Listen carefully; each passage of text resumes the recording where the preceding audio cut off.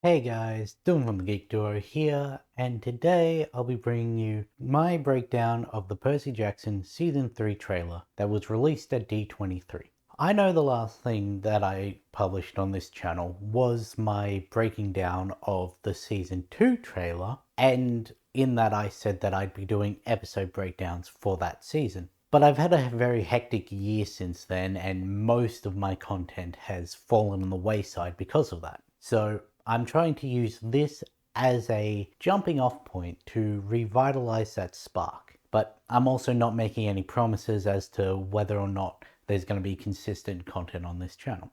And even though it shouldn't be necessary, there's an obligatory spoiler warning for what is likely going to be the entire season. The trailer starts with Percy and someone else walking through an orange tinted location as the camera moves behind some pillars, before changing to a shot of just Percy standing in front of some ruined structures as he starts talking about a dream he had about the Great Prophecy. Now, originally I thought that this whole setting was some dystopic future where Kronos won and he was standing in front of the ruined thrones of the Olympians.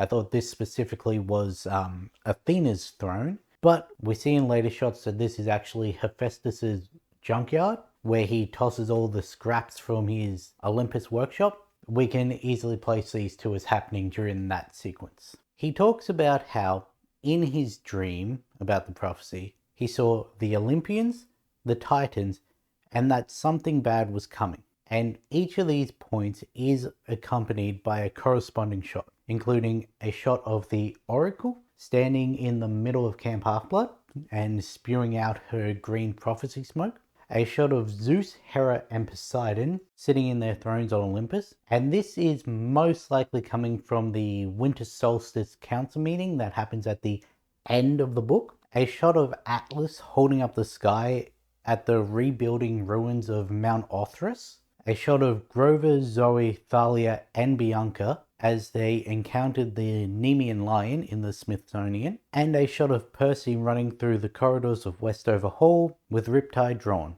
likely chasing after Nico, Bianca, and Dr. Thorne. There's then a couple shots of people walking out of the forest surrounding Camp Half-Blood, where Nico asks Percy if he's ever gotten used to everything that happens, and Percy saying no, he's not gotten used to it. And we get to see how the magical barrier that surrounds the camp can also be used to affect the weather, because that snow line stops right on the boundaries of the actual camp. From the overhead shot, we can see that there are a total of 9 people walking out of the forest, one dressed differently out in the front, followed by 4 characters wearing orange camp shirts, and in the snow you can see that there are at least 4 hunters walking in a single line behind everyone. Initially, I thought that this was everyone arriving at camp after the Westover Hall incident. However, there are too many characters wearing camp uniforms, and also the fact that Nico's wearing a camp uniform, for that to be the case. Unless, of course, they were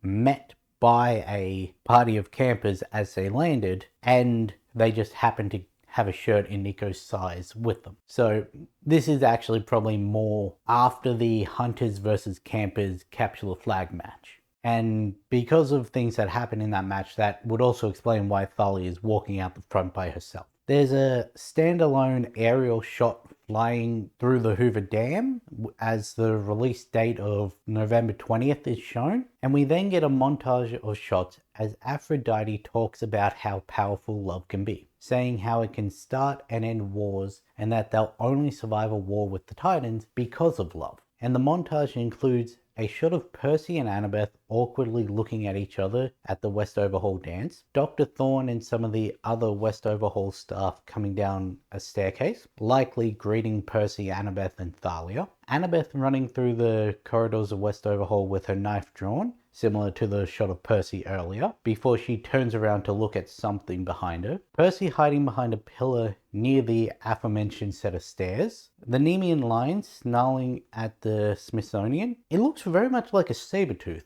which is either going to be a reference to a different scene that they've cut, or that scene is going to happen and this is just a coincidence. We see the Spartoi walking through the town in New Mexico while hunting the heroes. A shot of who I think is Atlas marching towards someone while wearing armor, and this is likely either a flashback or the battle at the very end of the season. And it ends with a shot of Percy and Annabeth slow dancing together at the Westover Hall dance. It then cuts to the actual scene that Aphrodite's words are accompanied, which is when she and Ares show up in the middle of the quest and she requests an audience with Percy. And Percy tells her that he thinks she's getting ahead of herself. So I'm assuming there's been some cut line about his feelings for Annabeth and him just denying it as a teenager does. We get another shot of Annabeth and Percy at the dance, which is when Annabeth is walking away from him, likely around the time that he sees Dr. Thorne taking Nico and Bianca out of the hall. And another shot of Annabeth wearing a completely different outfit,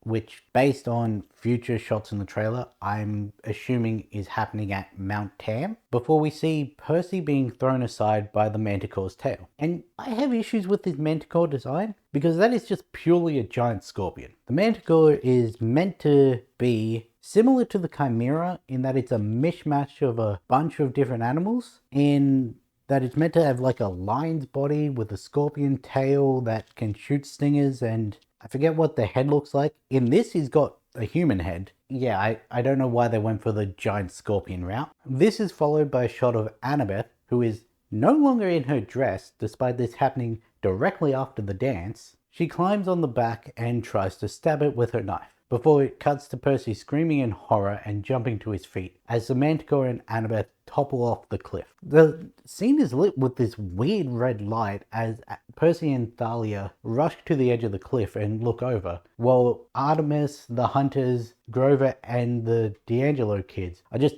slowly walking towards them. Like, there doesn't seem to be any urgency except for Percy and Thalia. And also, what is the red light? Because it's not the dawn, and that is way too bright for it to be like lights from a helicopter. So there's a quick shot of Percy sitting in shock in the middle of the hunter's temporary campsite as his voiceover says to whoever he's talking to that they wanted him, not Annabeth. And then we go into the next montage of shots. We see the twin angel statues that Thalia awakens in the name of Zeus to help fly everyone away from the Hoover Dam. We see Percy underwater at camp, picking up Annabeth's knife. No idea how or why this is here, but I'm guessing this is in relation to the future shot of him underwater as well. There's a couple shots of Thalia and Ares having an altercation while Grover watches on in fear. This is probably also happening while Percy is having his meeting with Aphrodite. We see Percy skidding his way through collapsing shelves of junk in Hephaestus's junkyard. Nico looking out the window of the big house, and this is either him seeing camp for the first time or watching the quest leave. Bianca about to fire her bow inside the Smithsonian. Percy fighting one of the Spartoi on top of one of the hanging planes inside the Smithsonian, while a couple of the others look on. Thalia thrusting her spear at someone while a car catches on fire behind her. Initially, I thought this was going to be them encountering Apollo after the Westover Hall incident, but this is linked to the future shot with Percy that doesn't seem to match that vibe. So this could be from the Grover Gets a Lamborghini chapter. We see Percy and Zoe having a conversation before being interrupted by someone or something. Percy encountering Bessie the Orpheotaurus, which is the second underwater shot I mentioned earlier. Bianca hugging Nico under some streetlights, and it looks like this is after she's accepted her new role as a hunter of Artemis. So don't really know where this is meant to be. Grover playing his reed pipes. Percy throwing Riptide at someone as he uses a wave to surf through an underground parking structure. And this is the earlier shot I mentioned alongside Thalia. Dr. Thorne transforming into his manticore form before the battle at Westover Hall. Annabeth hiding behind some rocks at Mount Tam, looking on as Luke screams in pain as he holds up the sky. 3 shots of Percy, one where he's running outside the Smithsonian, one where he's running through a forest, and one where he's drop kicking a Spartoi in the food court of the Hoover Dam. And in the background, you can actually see Zoe battling another one of the Spartoi, and then two grown mortal men grappling with the third one. And as the scene cuts, it looks like that waitress is about to start throwing hands with it. Also, there's food flying all throughout because they start a food fight to act as a distraction. And finally, there's a shot of Thalia pushing Percy backwards and accidentally using her lightning powers to send him flying backwards into the lake. Initially, in the book, this happened at the end of the capture the flag, but this is happening in front of all the cabins, but this directly ties in with the shot at the start of the trailer of the Oracle spewing her smoke. In the middle of the montage, we hear who I think is Mr. D saying that they don't know where Annabeth is. Even the gods don't know where Annabeth is. And Percy replying that that's why he needs the other person to help him find her. And I'm hoping that this is from the rooftop conversation between Mr. D and Percy. Like, that is one of my favorite scenes between the two of them, and I'm hoping that actually makes it into the season, because it also gets called back in book 5 when they have another similar one, and I'm just hoping it gets set up in this. But it could also be happening at camp before the quest gets accepted and everyone leaves. And there's also a line from either Artemis or Zoe saying that someone, I'm assuming Percy, cannot stop what is coming. The final shot before the title card is Percy in Hephaestus's junkyard, walking out to face down the giant automaton of Talos and uncapping Riptide as it stops in front of where they're hiding. While we get a voiceover of Annabeth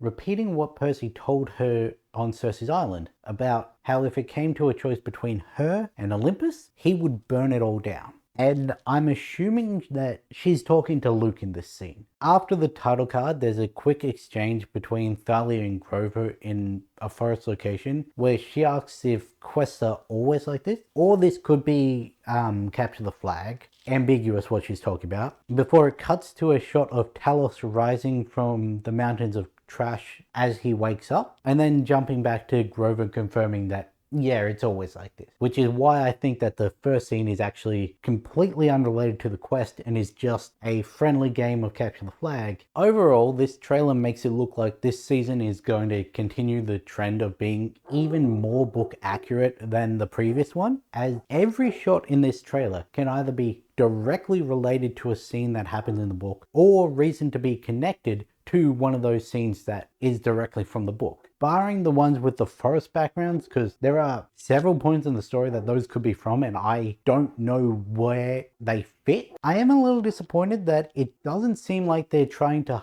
hide the identity of the big bad of this season, considering the name Atlas isn't actually said until the final page of chapter 16. Mind you, there are only 20 chapters in the book and the last 2 are wrapping everything up. Before that, he's just called the General. Yet there are multiple shots in the trailer of Atlas and also a shot of how he gets unburdened from holding the sky. In fact, if I'm remembering the book correctly, which I usually am, pretty much every single plot point that happens is touched upon in this trailer. And while yes, I know that because of how many times I've read the story, I'm still not a fan of when trailers give away everything to people who aren't familiar with the source material. Anyway, with that being said, I am looking forward to this season when it comes out, and will try, emphasis on try, to do more breakdowns if there are any more trailers. But in the meantime, I'll get you in the next one.